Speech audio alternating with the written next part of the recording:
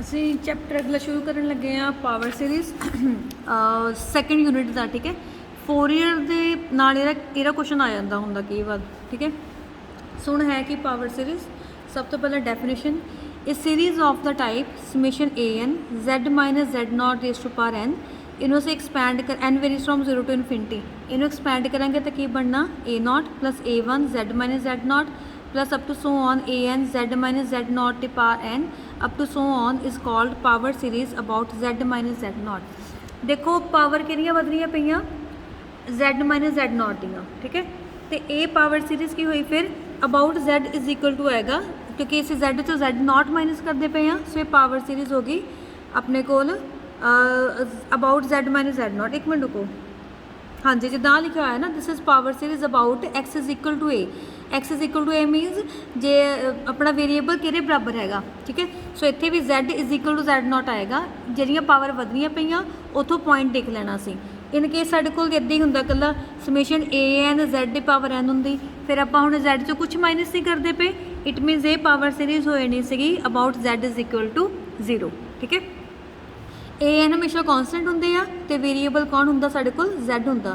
And moreover the constants are often real but in some series कई बार साढ़े को कंपलैक्स कोएफिशिएंट्स भी होंगे आ तो मैंशन किया होना। ठीक है, तो generally by change of variable sometime they represent z minus z naught by x। So this series replaced by a naught x raise to power n। ठीक है, इनू से बोलेंगे फिर this is a power series about z x is equal to 0 in real where x is real variable. हुण कोई भी power series होवे साडे कोल किहड़े चांस हो सकते हैं, या तो सीरीज़ डाइवर्जेंट होएगी। ठीक है, या सीरीज़ कुछ पॉइंट्स लिए कन्वर्जेंट होएगी, या सीरीज़ सिर्फ एक पॉइंट लिए कन्वर्जेंट होएगी, तो या सीरीज़ कुछ सिर्फ स्पैसीफिक्स रीजन लिए कन्वर्जेंट होएगी। ठीक है, so if a n x raised to power n is a power series then either it converges for all values of x या तो x को कुछ भी पुट करो ये सीरीज़ कन्वर्जेंट होनी है। दूसरा चांस ये हो सकता कि ये सिर्फ कन्वर्ज उदों होनी है जो x की होवे 0 होवे, सिर्फ 0 पुट करन ते ही कन्वर्जेंट होवे। या की हो सकता ये कन्वर्ज करूगी for some x in some region on real line, किसी एक कुछ रीजन ते होना कन्वर्जेंट अदरवाइज ये कन्वर्जेंट नहीं होनी। हुण जिहड़े आ 3 टॉपिक आपां डिस्कस किए आ उन्होंने एग्जाम्पल्स दे दित्तियां होईयां। ठीक है, जिद्दां सीरीज़ दे लई अच्छा एक कन्वर्जेंस का मतलब की आ। कन्वर्जेंस का मतलब ये आ कि इनू मैं चीज़ नू ये सारी दी सारा सम हैगा इनफिनिटी तक दा बट ये इनफिनिटी नहीं बनता पाया, कुछ एक फिक्स नंबर बनता पाया, उन्होंने असीं कन्वर्जेंस बोल दिंदे आ। या ये सारी चीज़ सम करके किसी एक फिक्स नंबर वाल जाती पई आ। ठीक है, सो टेंड होंदी पई आ, उन्होंने असीं बोल दांगे कन्वर्जेंस। ठीक है, सो हुण अगे इहदे विच थोड़े बहुत रिजल्ट साडे सैकेंड ईयर दे लगे हुए आ। ठीक है, सो मैथड ठीक हैगा ना। पहली एक्सरसाइज इंपॉर्टेंट है, काफ़ी इंपॉर्टेंट था क्योंकि पहली एक्सरसाइज तो बाद ही आप दूजी कर सकते हैं।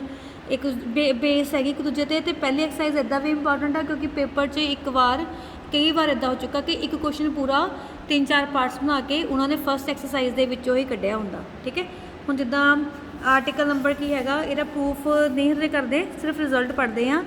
If limit n tend to infinity mod of a n raised to power 1 by n this is equal to 1 by r then series a n x raised to power n converges absolutely for mod of x is less than r, mod of x is less than r and diverges for mod of x is greater than r।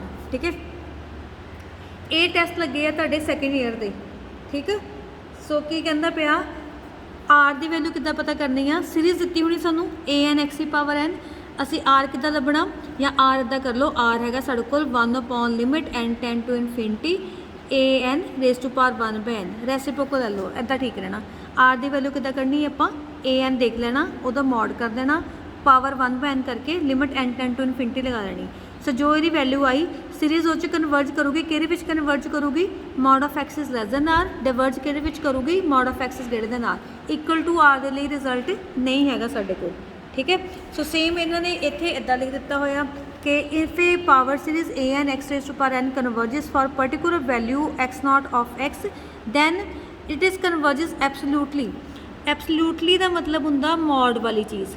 इत्थे simple उन्हें क्या ये converge करती पई है x not ते, मतलब असीं सीधा एक्स नॉट पॉइंट पुट कर सकते हैं। तो जो असीं लिखना एब्सोल्यूटली ਉਦੋਂ ਇਹ ਚੀਜ਼ ਮੋਡ ਜਾਂ ਕਨਵਰਜੈਂਟ ਹੋ ਜਾਂਦੀ ਆ, ਉਦੋਂ ਸਾਡੇ ਕੋਲ ਇੰਟਰਵਲ ਬਣ ਜਾਂਦਾ, ਠੀਕ ਹੈ। ਉਦੋਂ ਇੰਟਰਵਲ ਕਿਹੜਾ ਬਣਨਾ, then it converges absolutely for x for which mod of x is less than mod of x naught, ਠੀਕ ਹੈ। ਇੱਕ ਸੀਰੀਜ਼ ਇੱਕ ਪੁਆਇੰਟ ਤੇ ਕਨਵਰਜੈਂਟ ਆ, ਮਤਲਬ ਉਹ ਪੁਆਇੰਟ ਮੈਂ ਪੁੱਟ ਕਰੂੰਗੀ ਮੇਰੇ ਕੋਲ ਇਨਫਿਨਿਟੀ ਨਹੀਂ ਆਣੀ, ਪਰ ਜਦੋਂ ਅਸੀਂ ਕਹਿੰਦੇ ਹਾਂ ਕਿ ਜੇ ਇੱਕ ਪੁਆਇੰਟ ਤੇ ਕਨਵਰਜੈਂਟ ਹੈਗੀ ਆ, ਇਟ ਮੀਨਸ ਇਹ ਐਬਸੋਲੂਟਲੀ ਕਨਵਰਜ ਕਰੂਗੀ ਕਦੋਂ, when mod of x is less than x naught। ਇਹ ਰਿਜ਼ਲਟ ਹੈਗੇ ਆ, ਇਹ ਤੁਸੀਂ ਯਾਦ ਕਰਨੇ ਆ, ਠੀਕ ਹੈ। ਅਸੀਂ ਕੁਐਸਚਨ 'ਚ ਸਿੱਧੇ ਅਪਲਾਈ ਕਰਾਂਗੇ। ਸੋ ਆਰ ਦਾ ਫਾਰਮੂਲਾ ਕੀ ਹੈਗਾ, ਆਰ ਹੈਗਾ 1 limit n tend to infinity an raise to power 1/n, ਠੀਕ ਹੈ। ਆਲਸੋ ਆਰ ਨੂੰ ਇੱਕ ਹੋਰ ਤਰੀਕੇ ਨਾਲ ਪਤਾ ਕਰ ਸਕਦੇ ਹਾਂ, ਉਹ ਕੀ ਹੈਗਾ ਮੈਥਡ, ਆਰ ਦਾ ਦੂਸਰਾ ਫਾਰਮੂਲਾ ਹੈਗਾ limit n tend to infinity mod of an upon an + 1, ਠੀਕ ਹੈ। ਜਾਂ ਤਾਂ ਤੁਸੀਂ ਕਰ ਲਓ 1 limit n tend to infinity mod of an raise to power 1/n, ਜਾਂ ਤੁਸੀਂ ਕੀ ਕਰਨਾ mod of an upon an + 1, ਉੱਪਰ ਸਮਾਲ ਨੰਬਰ ਮਤਲਬ an ਰੱਖਣਾ, ਅਗਨੀ ਬਟੇ 'ਚ ਰੱਖਣਾ ਤੁਸੀਂ an + 1। ਇਹਦੇ ਵਿੱਚ ਤੁਹਾਨੂੰ ਰੈਸਿਪਰੋਕਲ ਲੈਣ ਦੀ ਲੋੜ ਨਹੀਂ ਹੈਗੀ।